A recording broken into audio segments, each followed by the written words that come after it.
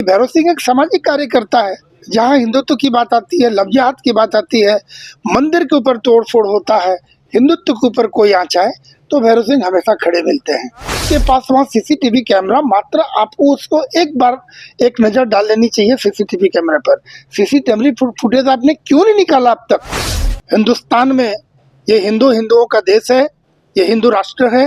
हिंदू राष्ट्र में हिंदुत्व को दबाना ये किसी की सामर्थ्य की बात नहीं है। उनकी चेष्टा है कि हम अनदेखी करें और दूसरे को सह दें।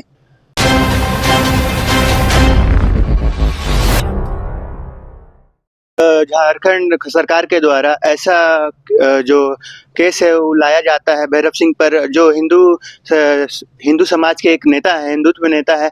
ऐसे में क्या क्या कुछ कहेंगे आप सरकार के लिए? देखिए, बड़ी लज्जाजनक बात है और हास्यास्पद है।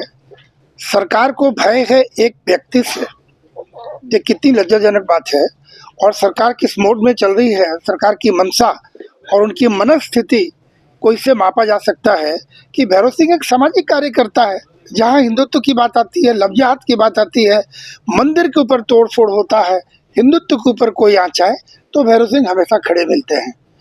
तो भैरव सिंह के खड़े होने से हिंदुत्व मजबूत हो रहा है, भैरव सिंह मजबूत हो रहे हैं, ये बात सरकार को बड़ा नागवार गुजरती है। उन्हें लगता है कि हिंदुत्व बढ़ जाएगा, क्योंकि उनकी वोट बैंक भाई दूसरे समुदाय के लोग हैं, हिंदुत्व नहीं है। हाँ, तो वहाँ उन्हें खुश रखने के लिए, तुष्टीकरण की राजनीति करने के लिए, अपनी वोट बैंक को पक्का रखने के लिए बस भैरव सिंह को अंदर कर लो, दूसरे पक्ष खुश हो जाएंगे, उनका वोट बैंक पक्का हो गया। ये इनकी बात है। जैसा वकील साहब ने भी स्पष्ट रूप से बताया कि देखिए, कानून तो साक्ष्य के आधार पे चलती है। आपके पास वहाँ सीसीटीवी कैमरा, मात्र आपको उसको एक बार एक नज़र डाल लेनी चाहिए सीसीटीवी कैमरे पर। सीसीटीवी फुटेज आपने क्यों नहीं निकाला अब तक? दूसरे केस में आपने तो बड़ी तत्परता से निकाल ली, इस केस को देखना चाहिए। उस तारीख को भैरव सिंह वहाँ उपस्थित थे ही नहीं, पहली बात। अगर वहाँ होता है तो वकील साहब ने बोल दिया, खुद इनको वो कन्फेस करवाएंगे। मैं बोलता हूँ यदि उपस्थित निकल जाए तो हम सभी अपना सिर झुका लेंगे आपके सामने में। जी, जी।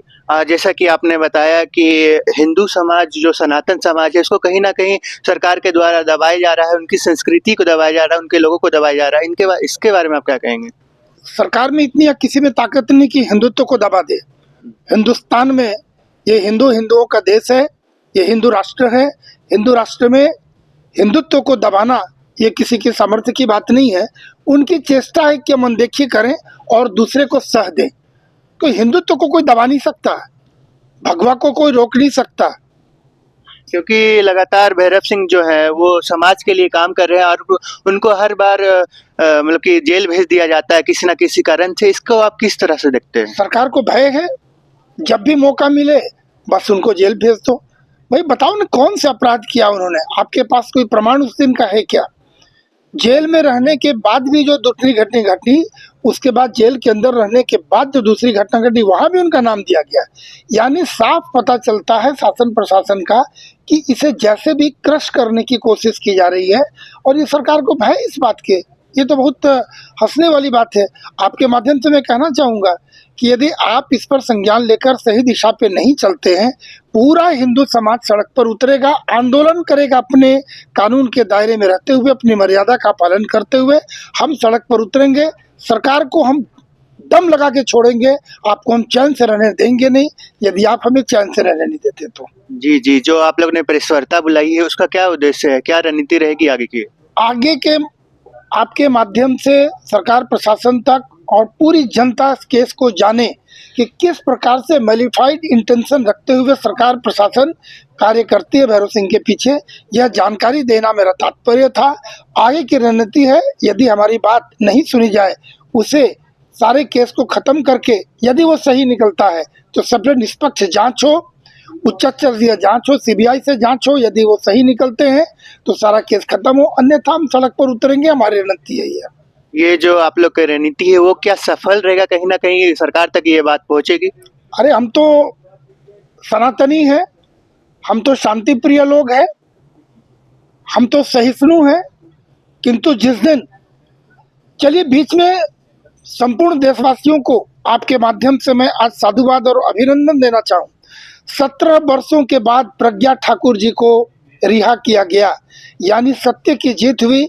न्यायालय को मैं साधुवाद देता हूं, बहुत धन्यवाद देता हूं और सभी हिंदू समाज को देता हूं। और मैं इसी से संबंधित ये भी कहना चाहूँगा कि सत्य की जीत होती है और यहाँ भी जीत होगी। और उसके बाद ये जीत जो है हमारी ताकत है। हम क्या कर सकते हैं? न्याय के दरवाजे, न्याय से हम आगे नहीं है, न्यायालय के आगे हम नहीं है। हम कानून को मानने वाले हैं, संविधान को मानने वाले हैं और संविधान के अंदर रहकर हम लड़ाई लड़ेंगे और जीत कर दिखलाएंगे। और यहाँ के जो भी जिस प्रकार से षड्यंत्र कर रहे हैं उनका माथा नीचे होगा, उनका मुंह काला पड़ेगा और ऐसे जिहादी लोगों के मुंह में तमाचा लगेगा। जैसा कि आपने बोला कि आप कानून को मानने वाले हैं, तो यहाँ की कानून व्यवस्था के बारे में आप क्या कहें? कानून व्यवस्था दिख रही है, बिना किसी साक्ष्य का एक निर्दोष को बार बार प्रताड़ित किया जा रहा है। समझा जा सकता है पूरे हिंदू समाज कितने रोष में है, कितने व्यथित हैं। अभी उनकी माता जी को आपने सुना, एक माँ की व्यथा क्या हो सकती है, किस प्रकार से मानसिक प्रताड़ना दिया जा रहा है। और अगर देखिए ऐसे समय पर कोई बहुत ज़्यादा परेशान होकर कोई गलत स्टेप ले लेता है, इसका जिम्मेदार कौन? यहाँ के शासन प्रशासन जिम्मेदार होंगे। जी जी, क्योंकि एसएसपी ने अपना बयान दिया है प्रेस वार्ता बुला के, कहीं ना कहीं ये बयान जो है बहुत बड़ा है और इसको लेकर प्रशासन को आप क्या कहेंगे? शासन प्रशासन को मैं निवेदन शब्द ही बोल रहा हूँ। आप हमारे रक्षक हैं, आपको न्यायपूर्ण उस दृष्टिकोण से कार्य करना चाहिए। मेरा निवेदन मात्र आप सीसीटीवी कैमरा का फुटेज निकाले उस दिन का, अगर वो उपस्थित है उन्हें जेल भेज दें, आजीवन सजा दे दें, मैं आपका समर्थन करता हूं। और यदि नहीं है तो उन्हें बरी किया जाए, अन्यथा मैं आपके सामने सर झुका दूंगा। जी जी।